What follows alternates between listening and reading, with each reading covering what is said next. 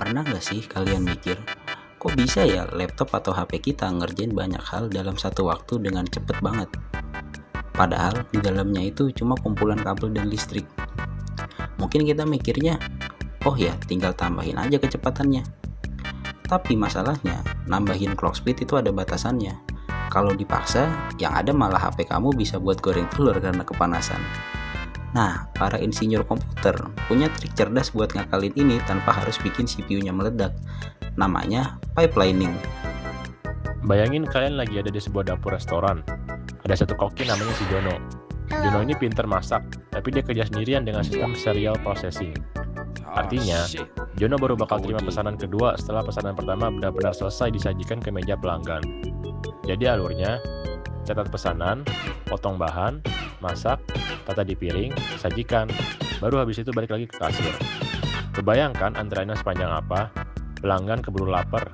Jononya juga stres karena banyak waktu kosong di tiap alat masak pas dia lagi nyatet pesanan. Ini yang kita sebut sebagai sistem tanpa pipelining. Sangat nggak efisien. Terus, gimana biar dapurnya satset? Kita pakai konsep lini produksi atau pipelining. Sekarang, di dapur itu nggak cuma ada Jono sendirian. Kita bagi tugasnya jadi beberapa stasiun kerja. Ada bagian admin atau terima pesanan, bagian persiapan atau potong bahan, bagian kompor atau masak, dan bagian plating atau penyajian. Begitu pesanan pertama selesai dipotong dan masuk ke penggorengan, bagian persiapan nggak nganggur. Dia langsung motong bahan buat pesanan kedua. Di saat yang sama, admin udah menerima pesanan ketiga. Hasilnya, meskipun satu piring ramen tetap butuh waktu 10 menit buat jadi, tapi setiap 2 menit bakal ada satu piring yang keluar ke pelanggan. Inilah rahasia kenapa CPU kita berasa cepat banget. Di dunia komputer, tahap-tahap di dapur tadi mirip banget sama apa yang terjadi di dalam prosesor. Biasanya dibagi jadi 5 tahap utama. Yang pertama ada instruksi fetch. Ini ibarat pelayan nerima pesanan dari menu.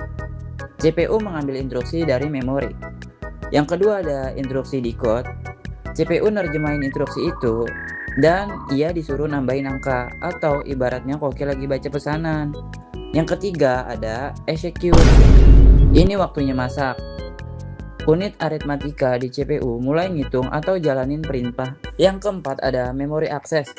Kalau masakan butuh bahan tambahan dari kulkas, sedangkan kalau CPU dia bakal ambil data dari memori di tahap ini. Yang terakhir ada write back. CPU nulis hasil perhitungannya kembali ke register. Ibaratnya kayak makanan ditaruh di piring dan siap diantar. Tapi siapa sih yang mastiin semua koki tadi nggak bingung mau ngerjain apa? Disinilah peran dari control unit. Kalau di dapur, dia ini adalah head chef atau manajer dapur. Tugasnya bukan motong bawang, tapi ngatur lalu lintas. Dia yang baca pesanan terus teriak, "Koki A, ambil ayam." Koki B, nyalain kompor nomor 2. Tanpa control unit, koki-koki di CPU bakal bengong karena nggak ada yang ngasih komando. Nah, kalau instruksinya dari si manajer, jalannya lewat mana? Itu namanya data path atau alur data. Bayangin ini sebagai infrastruktur fisik dapurnya, seperti ban berjalan, pipa air, sampai susunan kompornya. Data path adalah jalur tol tempat bahan makanan atau data mengalir dari kulkas atau register ke penggorengan atau alu, sampai jadi masakan siap saji. Control unit yang buka tutup gerbang di jalur ini supaya datanya nggak nyasar ke tempat cuci piring. Oke, kalau pipelining udah bikin dapur efisien, para insinyur nanya lagi, bisa nggak sih kita buat lebih kencang lagi? Jawabannya bisa, yaitu menggunakan ILP atau Instruction Level Parallelism. Di kasus nyata, ini kayak restoran yang punya 2 atau 3 baris produksi sekaligus dalam satu dapur. Di dunia komputer, ini disebut superscalar. CPU nggak cuma ngerjain satu instruksi dalam satu tahap, tapi bisa ngerjain 2 atau 3 instruksi berbeda secara barengan di tahap yang sama.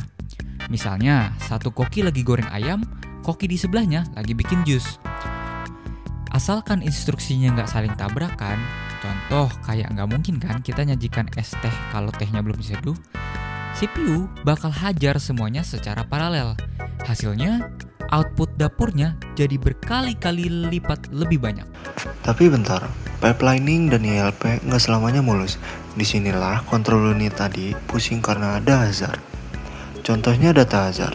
Bayangin bagian plating mau nata nasi goreng, tapi nasi gorengnya belum matang di penggorengan.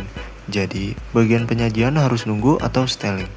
Di komputer, ini bikin prosesnya berhenti sejenak.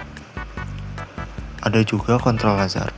Pas lagi masak pesanan A, tiba-tiba pelanggan berubah pikiran mau pesanan B. Semua bahan yang udah dipotong buat pesanan A jadi sia-sia dan harus dibuang. CPU harus bersihin pipanya dan mulai lagi dari awal. Jadi, pipelining itu bukan cuma soal satu jalur yang cepat, tapi soal pembagian tugas yang rapi antara kontrol unit sebagai otak dan database sebagai ototnya.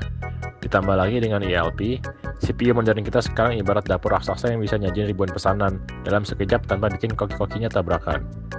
Sekarang kalian tahu kan, kalau di dalam HP kalian itu ada kesibukan luar biasa yang mirip dapur restoran bintang 5. Intinya, efisiensi itu bukan cuma soal kerja keras, tapi kerja cerdas dengan pembagian tugas yang pas.